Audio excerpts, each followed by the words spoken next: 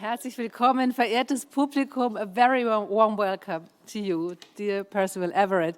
Wir haben einen Weltstar zu Gast heute im Literaturhaus. Zum ersten Mal tritt er in Deutschland auf, Pulitzer Preisträger, international gefeierte Schriftsteller Percival Everett. Und we are really very proud and happy to have you here and on the stage in a couple of minutes. Again.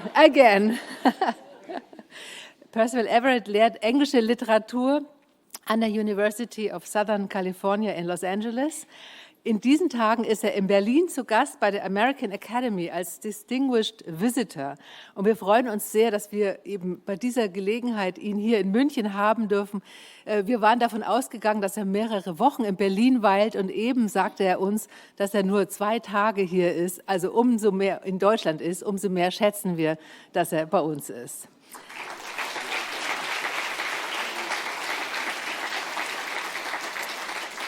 Und wie schön, dass wir aus diesem Anlass erstmalig mit der American Academy in Berlin kooperieren. Mein Name ist Tanja Graf. Ich begrüße zusammen mit dem ganzen Literaturhaus-Team den Präsidenten der American Academy, selbst hochrenommierter Buchautor, Journalist und Hochschulprofessor Daniel Benjamin.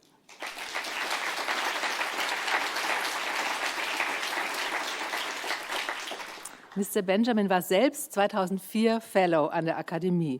Die American Academy fördert Künstlerinnen und Künstler aus Literatur, bildender Kunst und Musik und bezieht sich in ihrem Programm immer auch auf aktuelle politische Themen und ist dabei eine privat finanzierte, unabhängige Akademie, die selbst über ihr Programm und über ihre Gäste entscheidet. Ein herzlicher Dank geht an Nana Bahlmann, die Leiterin des Kulturprogramms der American Academy. Sie kam mit dem schönen Vorschlag dieser Kooperation auf uns zu. Wir freuen uns darüber sehr und sie wird auch gleich noch kurz zu Ihnen sprechen. Das Gespräch heute Abend mit Percival Everett führt Michael Ebert, Chefredakteur des SZ-Magazins, selbst Romanautor. Und wir freuen uns sehr und wir werden auch gleich von Frau Bahlmann erfahren, was die Verbindung ist und woher Sie sich kennen und wie dieser Abend heute zustande kommt. Und ein weiterer sehr schöner Anlass für den heutigen Abend ist natürlich die deutsche Neuausgabe des Bestsellers Erasure im Hanser Verlag. Herzlich willkommen, lieber Jo Ländle, Verleger des Hanser Verlags, deutscher Verleger, auch von 4 anderen lieferbaren Büchern derzeit, wie ich gesehen habe. Und wir freuen uns auch da natürlich immer über die Zusammenarbeit, ganz klar. Das Gespräch wird ungefähr 60 Minuten dauern. Danach haben Sie, verehrtes Publikum, die Gelegenheit, auch Fragen zu stellen. Und es gibt auch heute einen Büchertisch. Und im Anschluss an diesen Abend, an das Signieren vielleicht auch, sage ich Ihnen an, dass wir den Film zeigen, nach American Fiction, nach dem Roman Erasure, ein Oscar-preisgekrönter Film, den viele von Ihnen vielleicht kennen, aus dem Jahr 2023. Und wir zeigen ihn hier in Original mit deutschen Untertiteln im Anschluss an das Gespräch und an den Abend. Ich wünsche Ihnen einen schönen, vergnüglichen und interessanten Abend und darf jetzt Nana Bahlmann auf die Bühne bitten.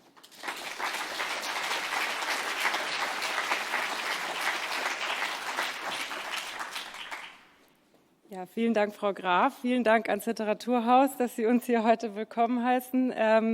Wir haben uns auch sehr über die Kooperation gefreut und ich möchte mich auch beim ganzen Team bedanken, auch bei Anne-Kathrin Brox, die das mit uns hier heute Abend organisiert hat. Und ich werde ab jetzt kurz auf Englisch sprechen und die beiden Gesprächspartner heute Abend vorstellen, damit Percival mich auch versteht. Welcome, everybody. I'm really happy to be here. We are really happy to be here today with Percival, our distinguished visitor at the American Academy. And we're really happy to be in Munich at Literaturhaus with the American Academy. As Ms. Graf mentioned, Percival will be in conversation with Michael Ebert tonight. And I'd just say a few words about Mr. Ebert. He is the editor-in-chief of Süddeutsche Zeitung Magazin since 2013. Before becoming a journalist, he studied law in Munich, followed by editorial positions at Stern and as editor-in-chief of Jetzt Magazin. In 2004, he helped to develop Neon Magazin, of which he was the editor-in-chief for 10 years. He frequently conducts long-form interviews for SZ Magazin or the SZ, including figures such as Woody Allen, Donatella Versace, Penelope Cruz, and Bruce Springsteen. And I was told that he also wrote some songs for Herbert Grönemeyer, who some people call the German Bruce Springsteen. So there's a connection there. As Tanja Graf mentioned, he's also the author of 2 novels that were published with Penguin, and his 3rd novel will come out on February 27th, also with Penguin, so congratulations to you. Percival and Michael know each other already since 2024, when Michael asked Percival to come up with 13 questions to author Jonathan Franzen, Siri Hustvedt, and Melinda French Gates on the occasion of the last presidential election in the US for SZ Magazine, which was the cover story. And he has brought some of the rare leftover copies, so I think there is a chance to maybe grab one at the end of this evening. So we are very happy and very excited to have you as Percival's conversation partner tonight, Michael. Thank you.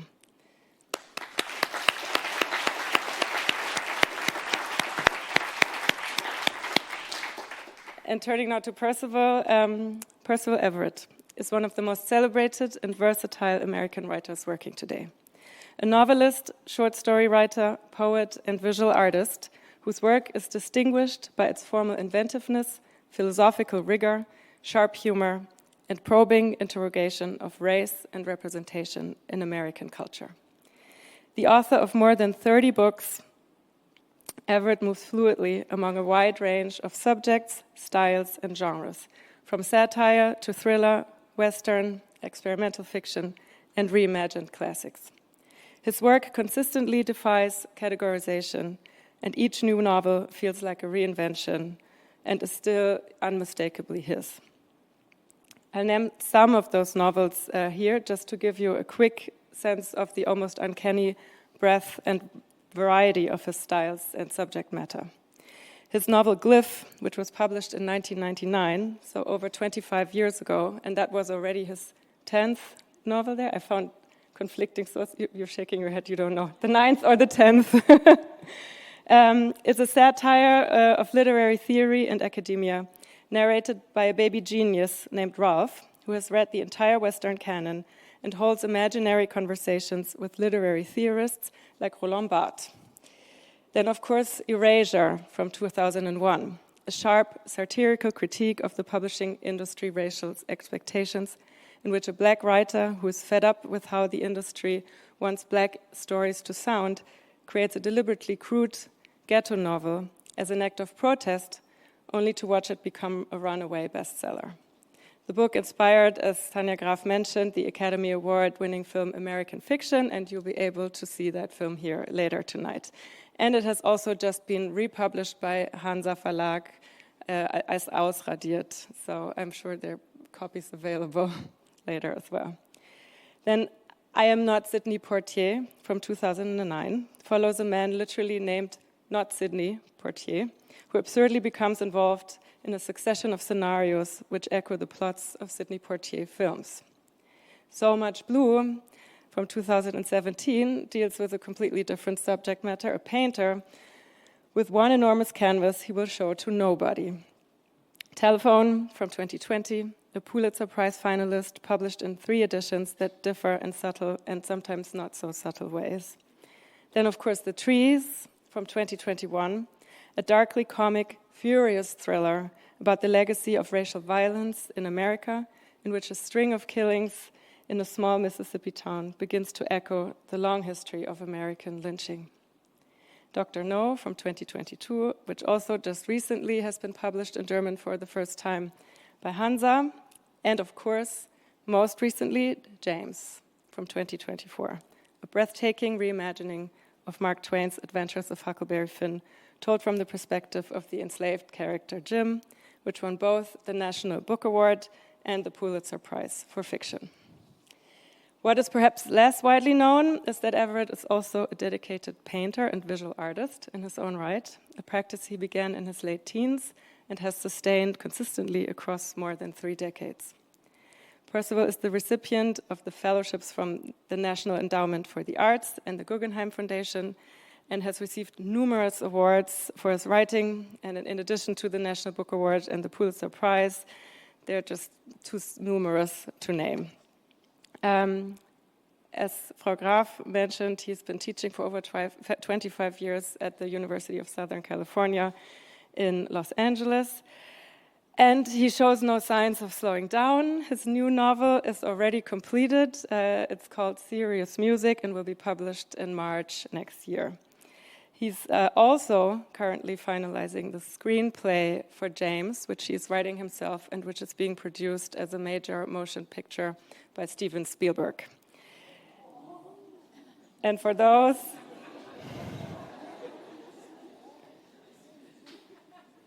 of you who want even more of him, stay tuned for a podcast he recorded just last week on Toni Morrison's novel Song of Solomon together with Barack Obama. So today he's here with us in Munich, and we're very, very happy to welcome Percival Everett.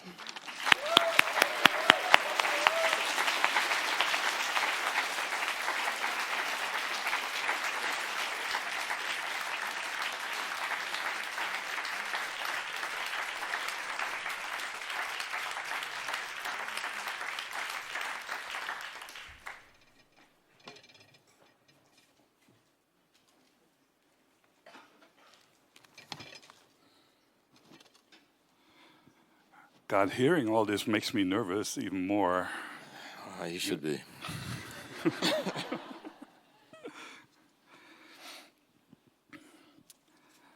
All right. It's a great pleasure to welcome you here at the beautiful Literaturhaus. A warm welcome to Munich also from me. We first spoke in October 24, back then via Teams, for a cover story for Süddeutsche Zeitung Magazin. It was shortly before the US presidential election, and you had been kind enough to draft a wonderfully poetic and insightful questionnaire with 13 questions for us, which we in turn presented to other prominent Americans, such as Jonathan Franzen and Siri Hustvedt. I remember speaking to you there, back there, and I was predicting that Kamala Harris would win the election. And you were less optimistic. And you leaned forward and you said, Michael, the tank is half full, but I'm afraid we won't make it. And you were right, and Donald Trump was re-elected president. Your second prediction was, Michael, we're going to have 4 years of chaos. And after a year and a half, and a world in a state of constant turmoil, it's pretty safe to say you may have been right again. How do you view your country at this very moment? And how do you view your government? Well, first of all, I'm sorry. And I chose to be right 2 times in my life, and I regret them both.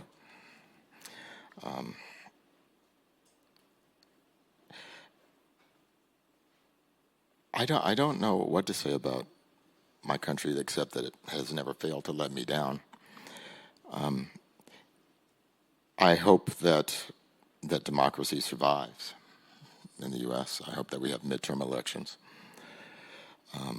and I hope that the balance in both the Senate and Congress are changed. But I'm not terribly optimistic. During our phone call back then, you very rightfully pointed out that the prosperity of the United States has been based on the removal of one people and the criminal exploitation and century-long suppression of another. During a discussion at the American Academy in Berlin a few months ago, Harvard professor and writer Jamaica Kincaid fundamentally questioned whether the United States, the self-proclaimed oldest continuous democracy in the world, could even call itself a democracy at all. What's your position? Would you Are the United States a democracy for you?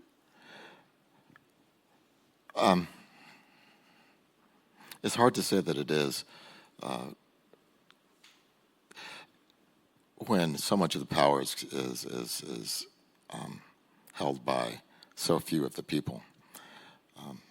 Democracy might be I don't have a replacement for it, but it might be maybe not as promising as we all thought it was. After all, 52% of Americans have messed it up for the world. Just a few votes in any state would have changed that. So the frightening thing is that it doesn't take very many people to make things bad. But you're also asking a writer about politics, and anytime someone asks a writer for advice, there's already a problem, and I don't know anything. I make questions, and I make stories, but it's people who might happen upon my work who are going to have the answers, not me. You mentioned that since Donald Trump's first term in office, the U.S. national IQ has measurably declined. I can say that confidently, yes. How do you think this administration is making people dumber? Well, first of all, it's the presence, the actualization of this administration doesn't so much make my nation dumber as reveal how dumb it is. Propaganda works, apparently, and when you present, I was talking to Nana today, and the scary thing about this present administration is that it is not the infrastructural disaster that it is. You have people who are not making informed decisions, who would expose their incompetence at every turn, but the damage is really to the culture, where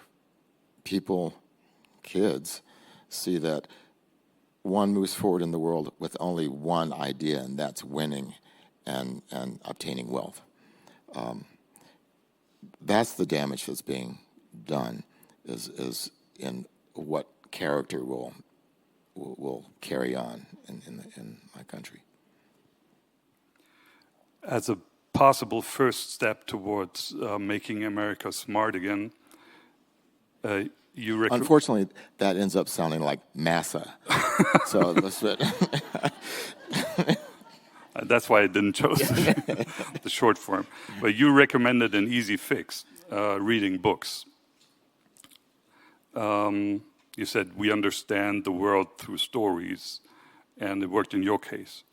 While preparing for this talk, I read about a 9-year-old boy named after his father, Percival Everett, who lived in a house on a small hill off Hardin Street in Columbia, South Carolina, that his grandfather had built.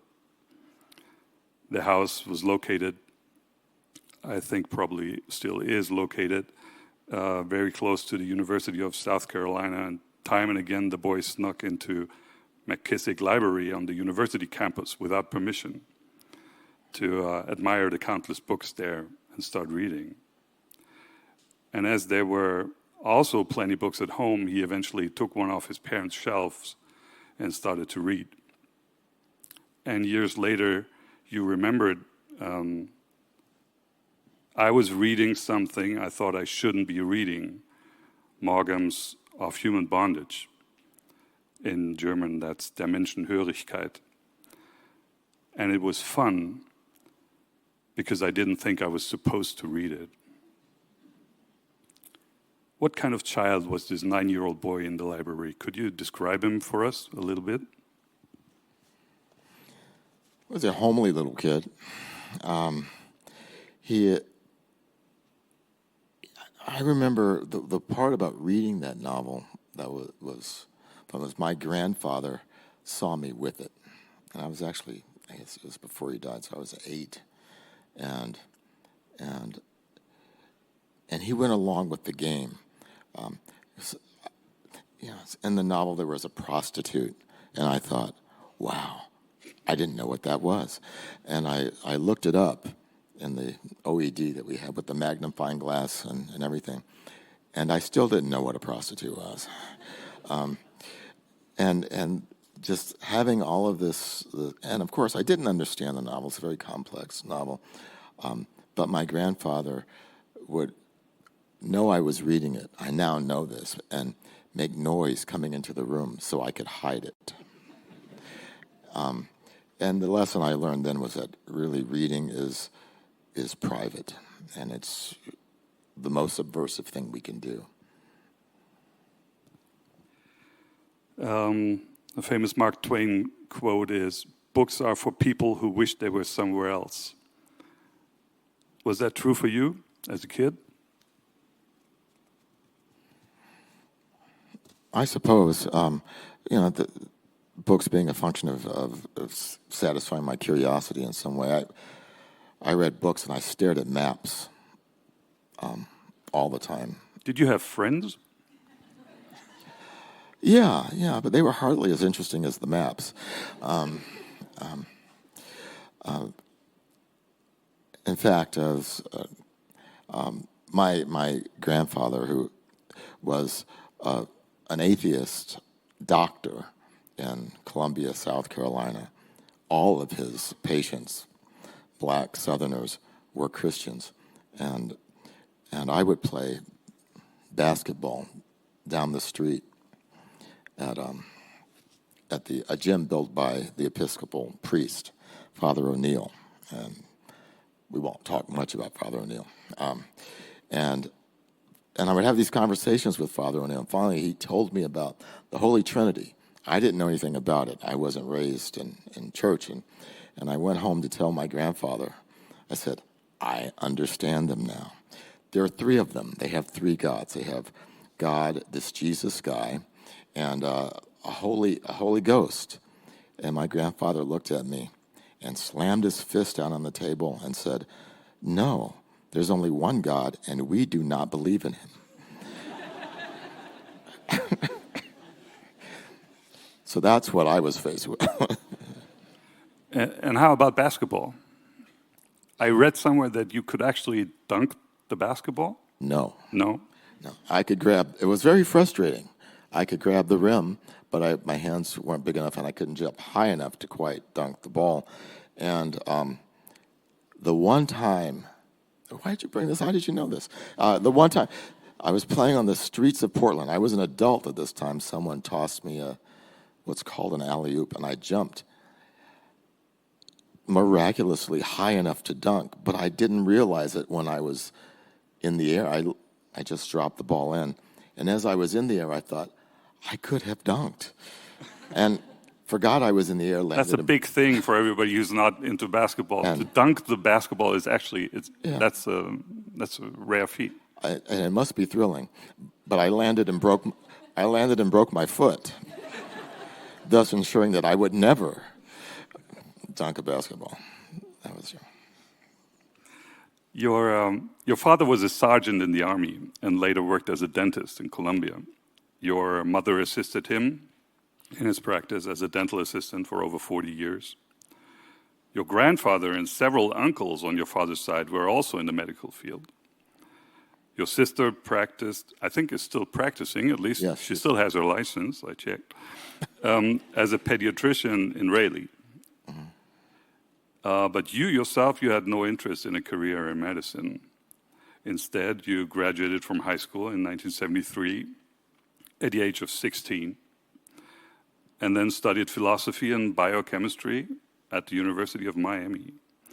Did your parents complain that you broke the family chain of male practicing physicians?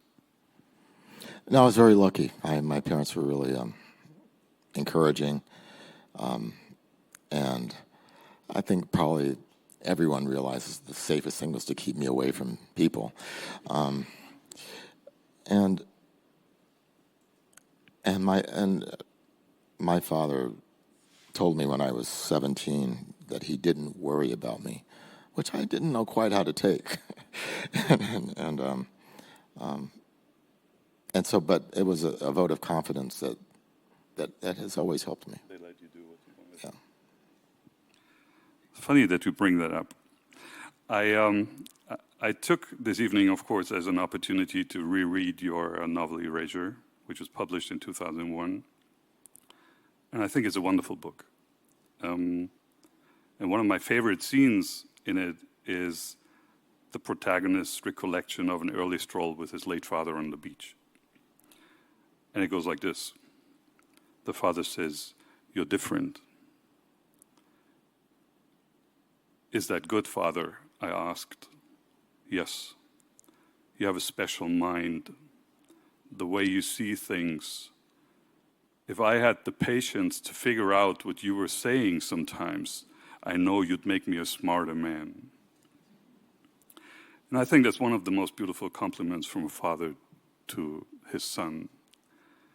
Sounded actually like something you could have heard in real life. Did you feel different back then as a teenager still? Did you feel like you're different from other people or other kids? And if so, was it uncomfortable or comfortable? Both. I did feel different. My interests were different. I was interested in logic, and no one went with me. I joined a Marxist reading group at the university when I was 14. It sounds impressive, but I did it to meet college girls. At the age of 14, which is like trying to dunk. Yes, and never quite being able to do it.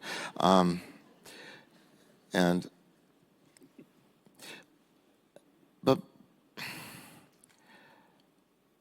I realized that my interests were different, and I also realized that I got into the university I wanted to get into, not because my grades were great, but because I told them I wanted to study with a particular person. I wanted to study logic with a man named Howard Pospisil. And I think that was so confusing to the admissions office. They said, well, we have to let this guy in. And I know that experience was very different from all of my classmates. In Miami, you worked part-time as a high school teacher, as a guitarist in jazz clubs around Miami to pay for your tuition. And after graduating from the University of Miami, you pursued graduate studies at the University of Oregon and Brown University. And you also held part-time jobs, including working as an animal trainer for horses and donkeys. Did you have a plan in your life? Or was the goal not to have a goal? Well, I didn't. When I went to graduate school, I ended up working ranches. I was not training horses, and I did end up training horses when I built my own ranch years later. But no, I didn't know what I wanted to do. I just knew I wanted to study. And when I studied logic,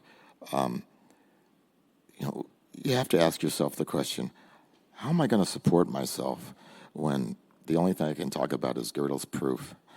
And but then I continued to study, which is what I wanted. And I grew weary and really tired of philosophers and started writing fiction. When did you learn to play the guitar? I mean, playing a guitar in a jazz club is not an easy thing to do. Well, I played violin, and oh, of course that makes sense. yeah, and And girls wouldn't go out with violinists. And so I started playing guitar. Girls always figure into this. And I played, and I played all the time. I guess I have an obsessive personality, but I practiced a lot.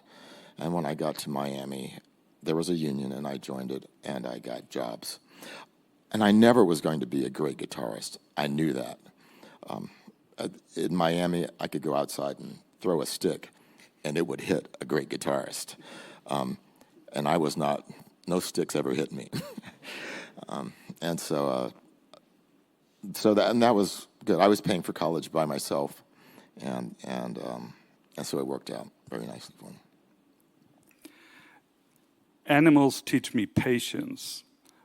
What working with the animals allows me is the opportunity to trust myself. As I realize they trust me, then I can trust myself. That's what you said about animal training.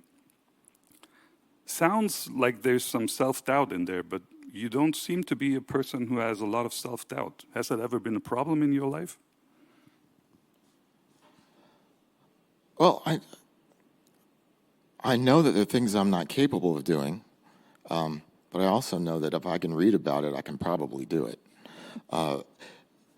At least I'm foolhardy enough to try. I built my house, and as far as I know, it's still standing, my ranch house.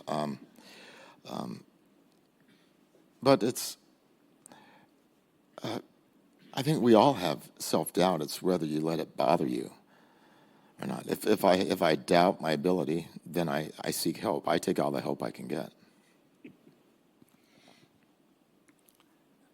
Ludwig Wittgenstein said, philosophy is a sick endeavor. And you realized, after receiving a major in philosophy, that the patient, at least for you, was terminal. What made you arrive at this diagnosis? Well, it took me a while to arrive at it, and mostly it was when I'd moved from logic to philosophy of language. I followed Wittgenstein from the Tractatus into the philosophical investigations, and I was seduced by Wittgenstein, and I thought, there's something here, and there probably is. And if it had not been for the British philosopher J.L. Austin, I might have drifted away earlier. But I realized that for me, the philosophers I was reading, H.P. Grice and John Cook and Wittgenstein, they did not practice what they were preaching. They were not moving away from the jargon of philosophy into more ordinary speech to reveal the problems of academic philosophy. Instead, they were perpetuating it, and I was very young. I graduated college when I was 20, and I went straight into a PhD program, which I don't encourage anyone to do. But it worked out for me because I think I was a little bit immature, and that's why I didn't stay with it. Had I been older, I might have stuck it out. And the frightening thing is now I probably wouldn't have turned to writing fiction. I would be teaching philosophy someplace, and not very well, probably, no doubt. Yeah, that would be my next question. Was this the moment of you becoming a writer when you sidestepped philosophy? Was that? I found a quote from you about your writing process that goes like this: to write, I need a philosophical problem nobody has come up with. Then I come up with a story, and the problem disappears behind the story. Well, that sounds good, but I've never said that. I wish I were smart enough to believe that. But I do. But at the root of everything I make is a philosophical problem. Yes, whether I've resolved or dissolved it, I don't know. What I do know is I think I know something when I start writing a book. And when I get to the end of it, I realize I know less than I knew when I started. And that's a really wonderful feeling. And that's the feeling I'm going for. And after this many books, I know less than most people. Ask my teenage sons, and they'll tell you that's true. I'll check my facts. I'm pretty sure it's accurate, but we'll get to that. We'll discuss that later.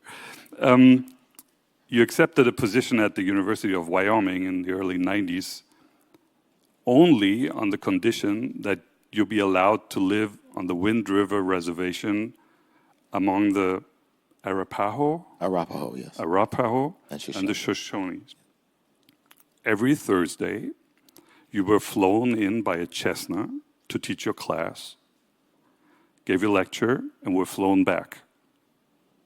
On the reservation, you helped an elderly Cheyenne man document ceremonies such as the arrow worship and the sun dance for his descendants. You stayed for a year and a half.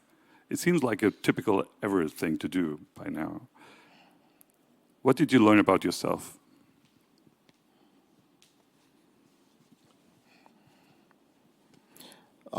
Well, that's for smarter people to answer. I learned about a lot of joy that people can have even in dire circumstances.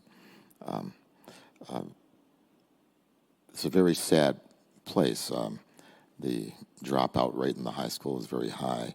And when I arrived, there had been a string of suicides of Native boys, and there was a lot of tension because everyone was wondering if there would be another. They had signed a suicide pact. Yet, I was received. I didn't know anyone on the reservation, and I had no experience with Plains people. And so I don't know why I said this at the University of Wyoming, but it was a really important experience for me. I guess they were the most different people I had been able to spend time with from the time I was a kid. And different in what ways? Well, just their experience with even the landscape was different. What I did I'd worked in the West before I ended up there. I'd done ranching and worked on ranches, and I'd been around horses a lot. But when I got there, what was interesting was a different kind of relationship with a landscape, one that was, in a way, sadder but more connected, and there was less of a feeling of controlling it. And I just liked the warmth of the place. Never in your life have you stayed in one place as long as you have, as long as you have in California over the past few years. Number of cities where you've lived before, the number of universities where you've taught, the wide range of interests you pursue suggest either an incurable restlessness or a boundless curiosity. Or schizophrenia. What was your motivation of moving from one place to the next? More about not staying where you were or about getting somewhere else? Well, I knew I wanted to be in the West. The first time I saw the Western landscape, I responded to it. I went west when I was right before I went to college, and was very angry about photography. And I say this because when I saw the canyonlands of Utah and the Grand Canyon, I was really sorry I'd seen photographs of it, because they were so beautiful and dramatic that I just I wanted to know what it had been like for people traveling west to come upon this.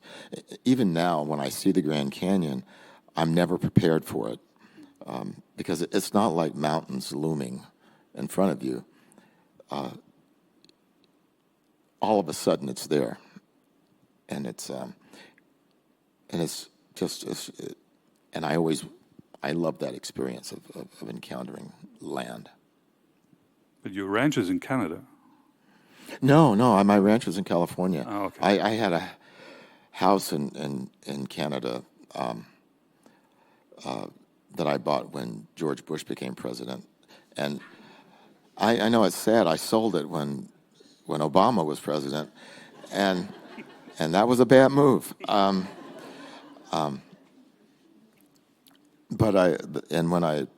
It was hard to, I liked having it, but it was hard to leave the ranch to get up there.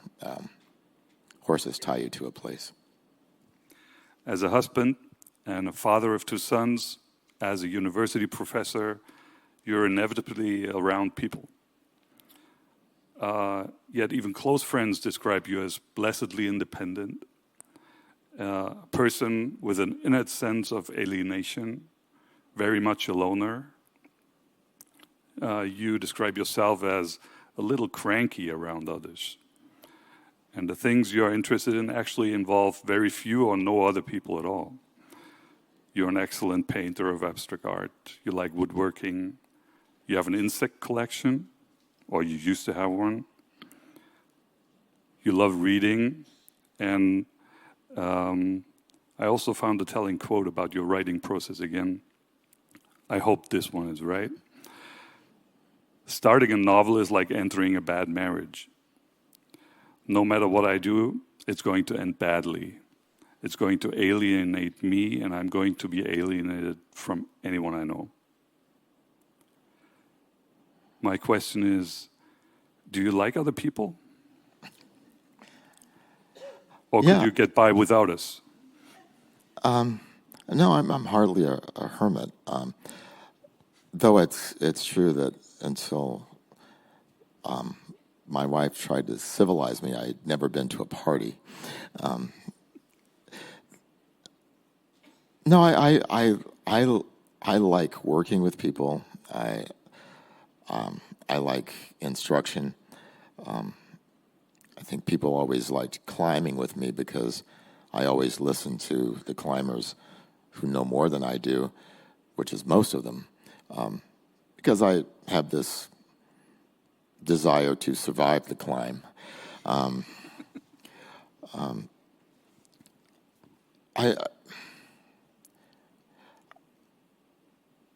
I get paid to hang around with smart young people, and I love that. But if it weren't for my job, I might not leave the house. You were 26 years old when your first novel, Suda, was published. And you will turn 70 shortly before Christmas this year. So in 44 years, you have published how many novels? I tried to count them just like Nana did. I ended up with probably 24, but maybe more. I know everybody says he published more than 30 books, but there's no real source. But even you don't know it, right? I don't know the numbers. In with those books are unfortunately books of poetry, and I am not a poet. At least not a good one. Collections of short stories, poetry, a children's book, many other works. For the poetry, I have this beauty here, which I had to order to get it. Abstraktion und Einfühlung. Oh. This is actually a book by a German sociologist. You get it. Called Wilhelm Worringer. I've never heard about him. But your collection of poems has the exact same title in German, Abstraktion und Einfühlung. Please tell me how this happened. That has not been translated into English that I know of, and I wish somebody... That's why you learned German to read it. I struggled through the German texts with my dictionary, and it's essentially a treatise on universal beauty that a number of artists adopted as a kind of a manifesto. And that's actually really impressive. I tried to read it in German, and I'm German, and I would have needed a dictionary to understand all of it. Oh. And you made it through the whole book, or es ist eine Dissertation. aus dem Jahr 1907. It's a university work from 1907. Yeah, it was a dissertation. Yeah. And I just stumbled upon it, and it served as a source material for that book of poems, which is, again, I'm not a very good poet, but there it is. I read some of your poems. They are actually good. Oh, thank you. That was a mistake.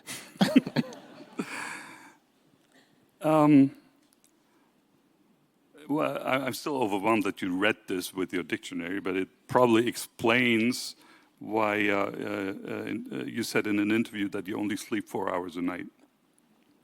And only 4 hours because your wife had urged you to. Is that still true?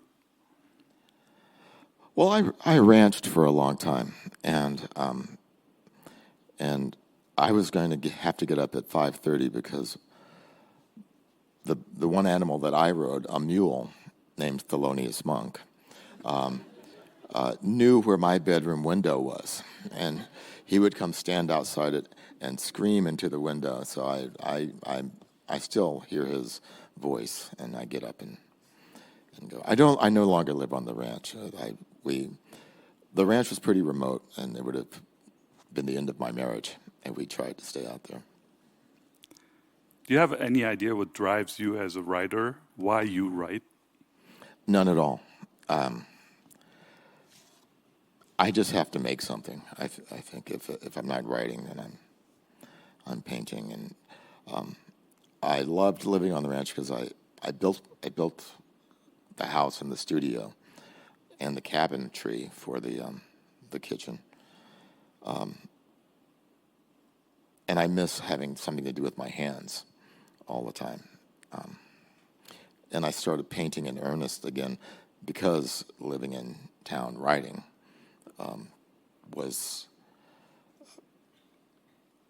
it's not physical enough. Mm. Now that I'm 70, or almost 70, yeah,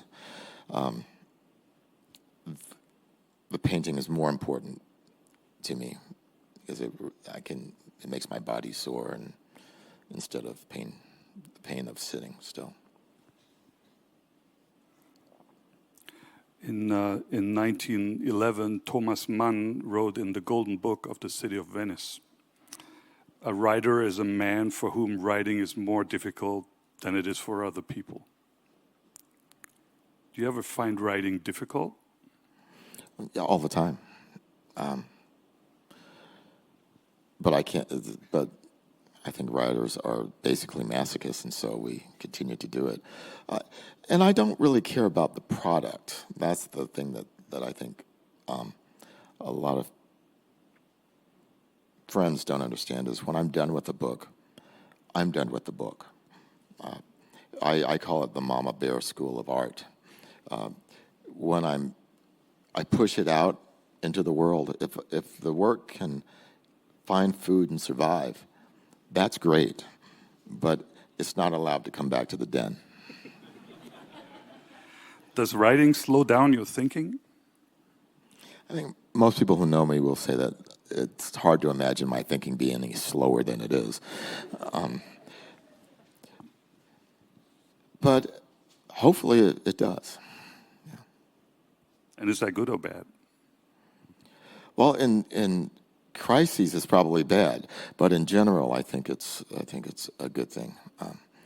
It's one of the things about my culture that I lament is that there's not a lot of thinking going on, just reaction. You said a successful book is a better book than the last one. And as you said, you don't seem to care too much about sales.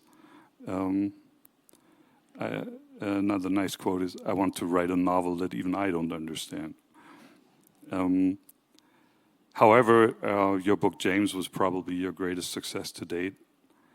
Reimagining of Twain's Adventures of Huckleberry Finn, told from the perspective of the enslaved Jim, or James. It became an international bestseller. You received the Pulitzer Prize among many other honors. And because you already got some, you know it better than I do, that prizes are not to be taken seriously. So I asked one of your friends what he thought of you and your most famous work so far. And I got an answer from your friend, Henry Louis Gates, who is, of course, a professor at Harvard. I emailed him, and I got a reply. And he wrote, "Thanks for your letter, Michael. My favorite book of Percival is James, without a doubt. His novel is such a brilliant textural intervention with Huckleberry Finn in so many ways that I can't list them in a sentence. It turns Twain's novel inside out through a masterful example of literary signifying through form. It's just brilliant at every point, a total novelistic triumph." I also asked him to say something bad about you, but we'll get to that later. Does this kind of success and affirmation make it easier or harder for you to write?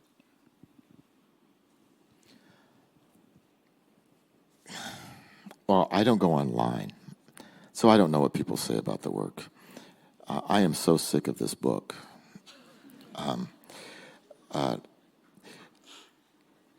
So I don't live with them. I let them go, and I'm working on something else.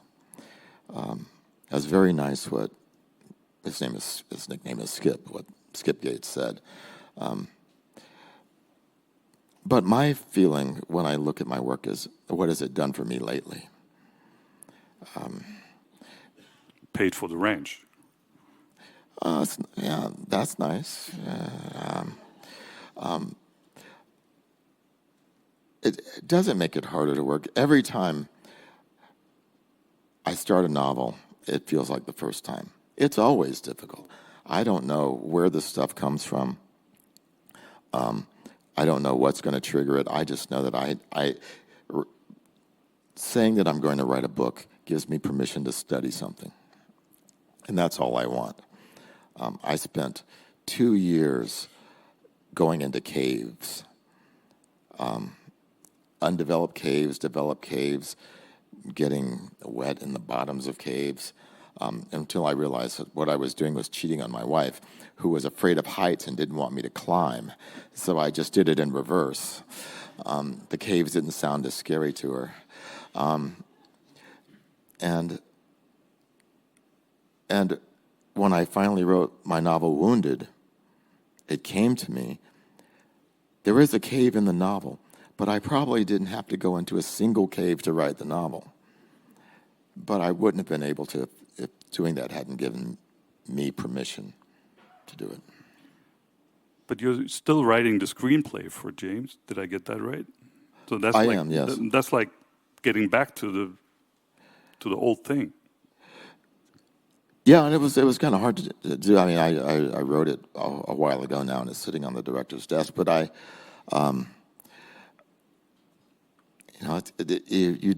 it's a different thing. It's not making the novel, and I don't view it as a novel. And I don't want it to be the novel. It should be something different. Erasure was published almost 25 years ago. It was very well received, but for all the wrong reasons, as you said. I found it to be a very honest and very warm-hearted book. Sorry for speaking again about a book that you had let go 25 years ago, but no, it's okay. It's a very warm-hearted book about self-alienation. I thought it was both very funny and very sad, and I very much felt for the smart, cool main character, Thelonious Monk Ellison. And the book also takes a very ironic look at the literary world, and I thought it's really funny in its own way that the literary world celebrates you for a book which so openly poked fun at the literary world. Now, you've been in the book business for many years.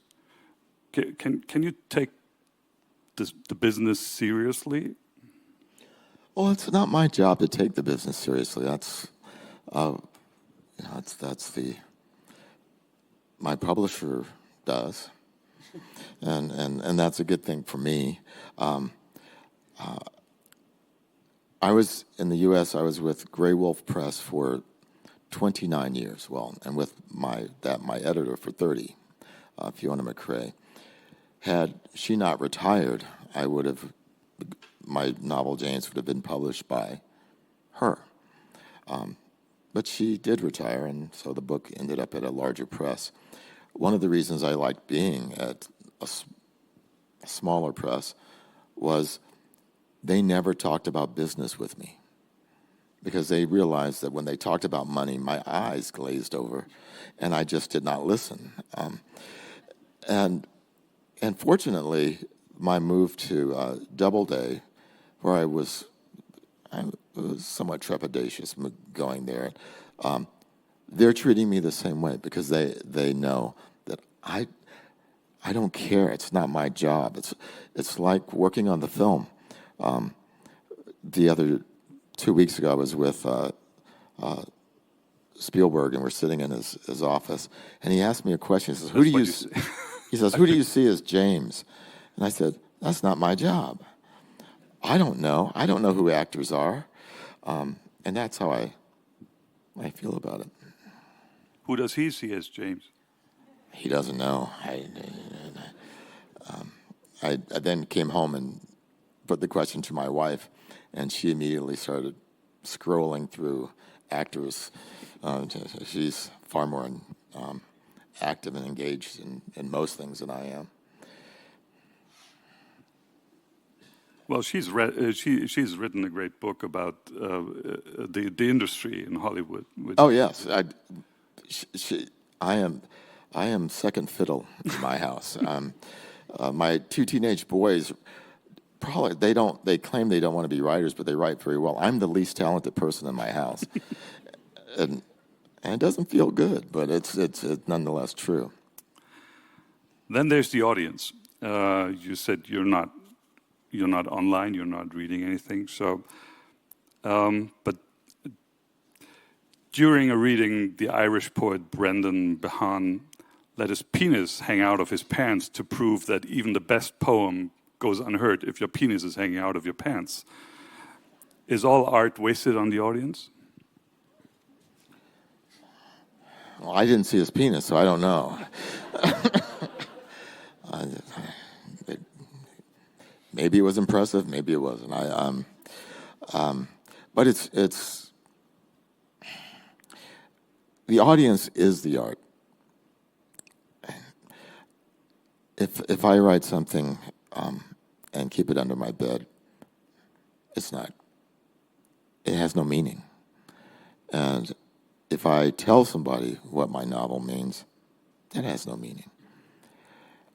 But when someone comes to the art, when they come to the work, and they say what it means, then the circuit is complete. And it doesn't have to resemble at all what I thought I was saying. It's still correct, and maybe more correct than what I thought I was doing. Very nice put. The new book will be out there's no surprise, there's a new book from you in March next year. The short summary I found is: a black musician fights his way from World War I to the White House of the 1920s.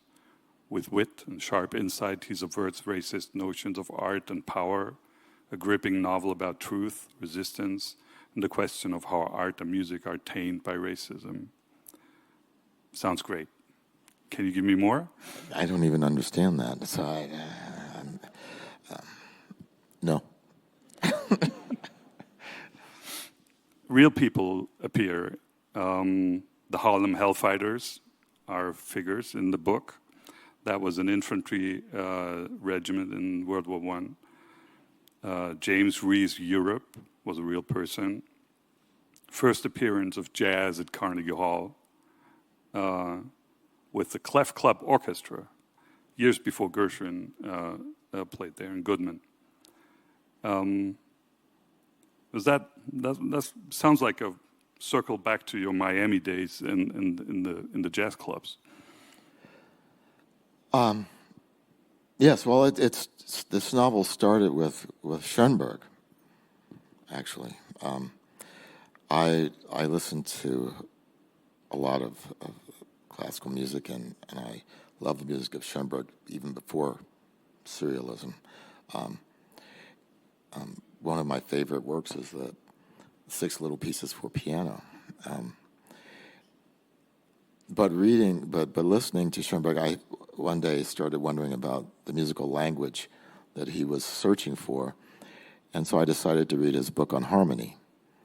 And I did. And I didn't understand it at all, and realized that I had to back up and restudy musical theory, and I did, so that I could have some understanding of. But then it led me down a wormhole, and weirdly back to Dvorak, who had a connection with American classical music, and that's where I ended up finding my character, was out of that world.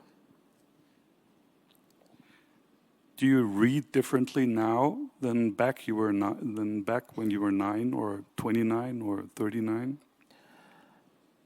No doubt, and I like to read works that I've read before because I'm a different person daily. I wish I could read the way I read when I was 8 or 9, just for the experience and the thrill of it. I still carry with me a kind of excitement when I encounter something I don't understand. I love coming across. I wish I lived in a culture where people, when they said, "Well, this book is really difficult," that's a positive thing, instead of being, "Well, it's just hard to read." Well, now, and what I did, I actually, as an example of this, I gave a lecture on the second movement of the Six Little Pieces for Piano at Yale, and I forced an audience to listen to this 30-second piece of piano music 4 times. The first time is very difficult for people to hear it. It's harsh. The second time is less hard. And by the 4th time, we were talking about the music. And that's what difficult literature is for me. I might not get it the first time, but in the same way that we can listen to music over and over, we can read over and over again, and it deserves that kind of attention. I heard in a podcast that you actually read Huckleberry Finn 15 times before you even started writing or drafting James, to get a sense of the world, or to. Well, I wanted to know the world without remembering the text. I wanted to blur the text so that I wouldn't, because I'm an admirer of Twain's prose, and I didn't want to repeat it, and I didn't want to repeat the story, so I needed it to. Do you know when you say a word over and over again and it finally sounds nonsensical? Mm-hmm. That's what I needed that novel to become, was just.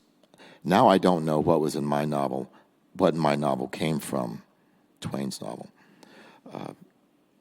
The only thing I know is that there are huge spaces in Twain's novel where the character Jim is not present, and that's where my novel actually lives. Yeah, I think they should be sold in a bundle. That would actually make perfect sense. I mean, it'll be good for me and Mark Twain, but he won't benefit too much from it. All right, last point. I promised to mention what your good friend Henry Louis Gates said about your misconceptions. He wrote, "No misconceptions that I know of. Every critic and scholar whom I know thinks that Percival Everett is a genius." Thank you very much for your time.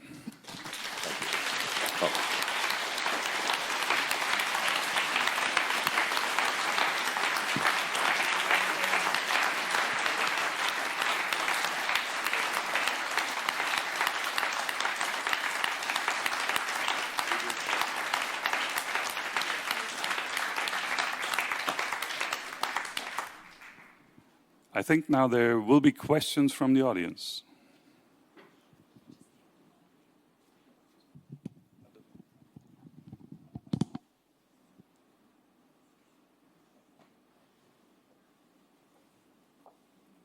Ganz hinten, ich komme gleich.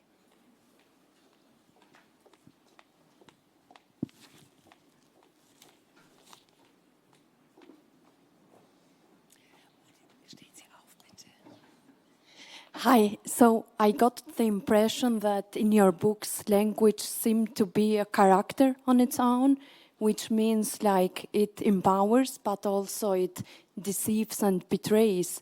And I found myself asking, was there any particular moment where this distrust of language come from? Or was it always there because you have been working with language for such a long time?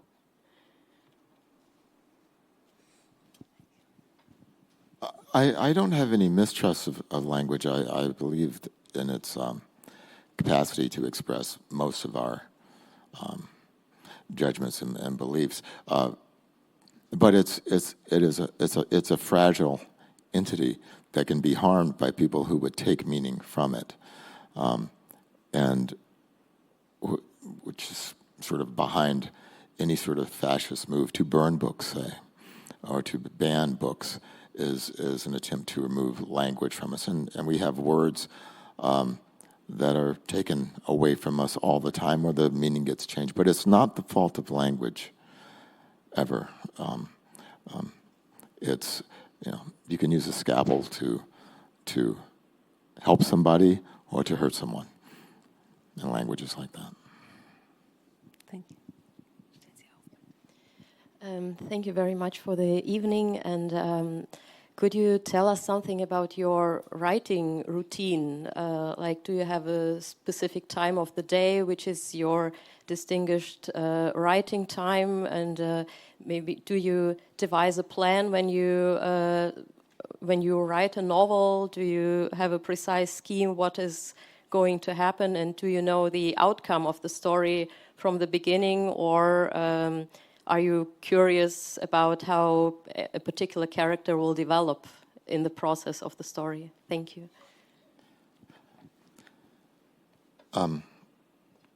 Every novel comes differently. And for example, in James, I knew the last line as soon as I thought of the book. And so I wrote my way to the last line.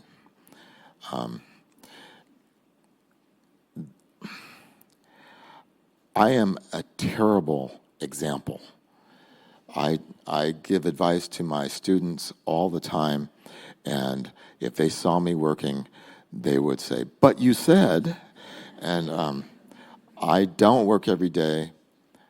As I said to someone just last night, and if you came to me any time of day and said, we should go to a movie, we'd be on our way to a movie.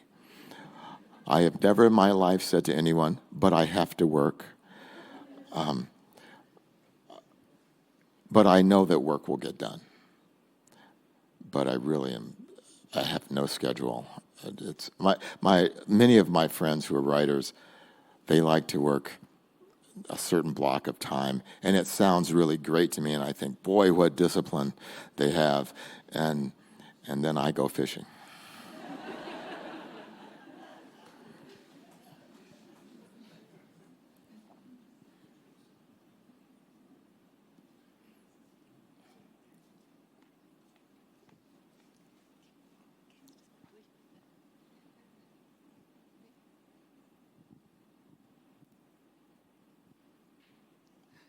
Hi. What is your projection of the future of writing regarding AI?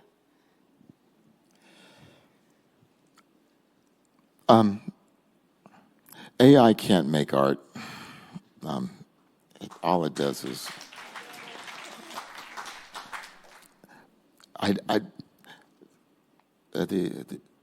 the risk of boring you, which I'm more than capable of doing, I will give you an example, a thought experiment that to me, is how I understand that any kind of digital, even quantum thinking, data retrieval cannot create art. And it's a thought experiment devised by John Searle, the philosopher, in 1990, that long ago. And it's called the Chinese Room. And very briefly, you have to imagine that I am in a little room. On my right, there is a window. On my left, there is another window. And on the wall in front of me, it's filled with Chinese characters. And through the right window, I receive a character. And through trial and error, I learn which character should respond to that character. 100 years, 24 hours a day, I do this until I never make a mistake. I get this character, and I retrieve the correct one. But there's something very important that I have not learned. Chinese. And that's what a machine does. It just learns what to give you, not how to make meaning.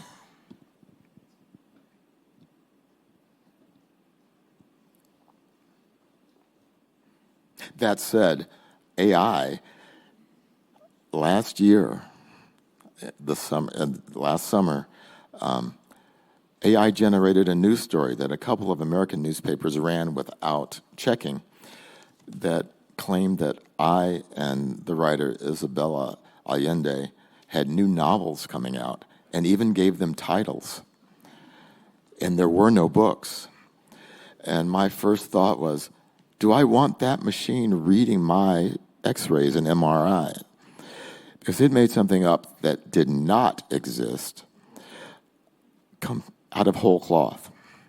And that's a really frightening thing. It's amazing that it can find so much information in a matter of seconds, but it can also make up stuff that doesn't exist. So that's a scary thing. Well, there is another hand. One last question.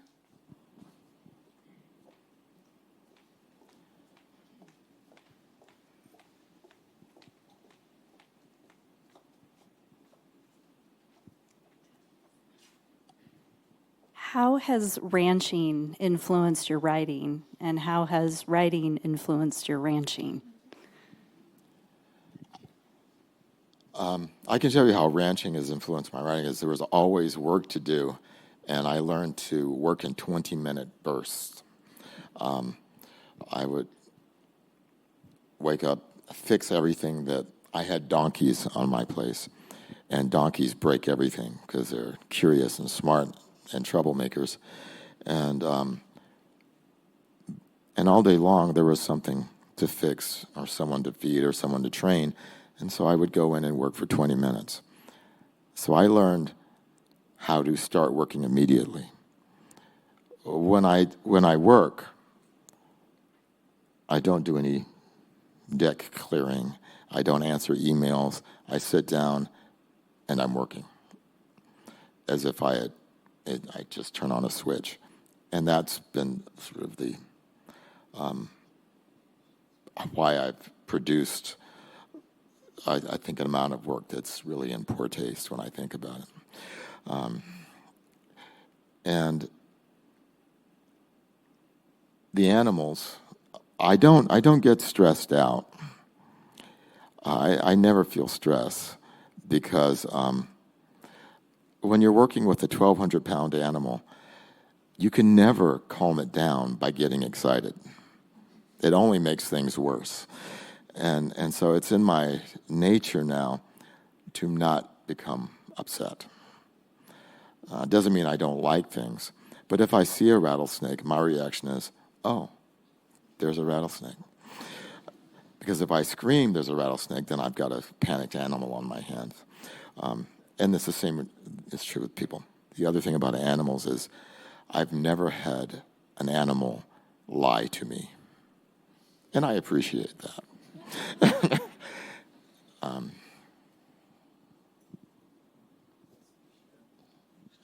Yeah, sorry. But what about your children? How far your children take influence to your life as a writer and artist? Probably more than anything else. I learn something from them every day, not necessarily something I wish I'd learned, but they are a wonderful challenge. They're smart, and it's again just youth is really important for me to be around. I